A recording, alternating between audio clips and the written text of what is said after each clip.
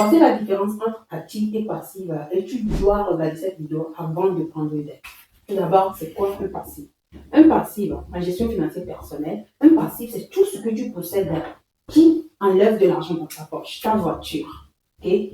Ça enlève de l'argent de ta poche parce que peut-être tu as porté de l'argent pour l'acheter, il y a l'essence, il y a l'assurance auto, etc.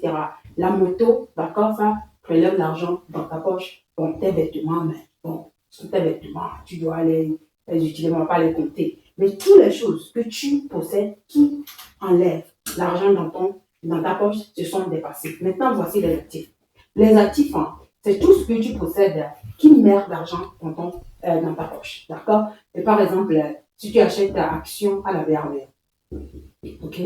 Si tu investis dans un fonds commun de placement à la BRB, et si tu as investi dans une obligation à la BRB, que ce soit obligation d'entreprise ou d'État à la BRB, d'accord? Il y a plusieurs actifs. Or, on ne va pas parler de cela en détail. Terrain.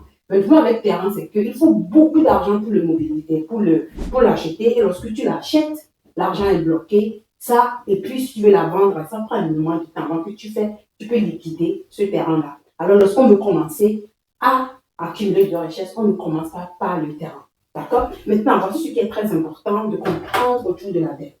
Le problème avec la dette, c'est que, et si tu, voici mauvaise dette et bonne dette. Si tu prends la dette pour acheter ça, d'accord? Ce qui veut dire que tu as pris la dette pour acheter quelque chose qui perd de la valeur. Ça perd de la valeur. D'accord? Quelqu'un qui est financièrement éduqué ne fait pas cela. Si tu prends une dette pour acheter une moto, et maintenant, voici le problème, le constant. La moto ne fonctionne plus, mais tu continues à payer la dette. Ça perd de la valeur au fil du temps. Lorsqu'on est financièrement éduqué, on pose la question, est-ce que cette dette est bonne pour moi ou mauvaise pour moi? D'accord?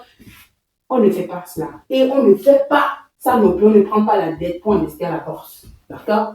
Alors, si tu veux savoir, comprendre les règles autour des dettes et équilibrer, ok, créer une stabilité financière avant de commencer à investir à la BRBL, dis-moi les règles en commentaire et je vais t'envoyer un guide pratique avec des règles directes qui ont changé ma réalité financière personnelle. À tout à l'heure.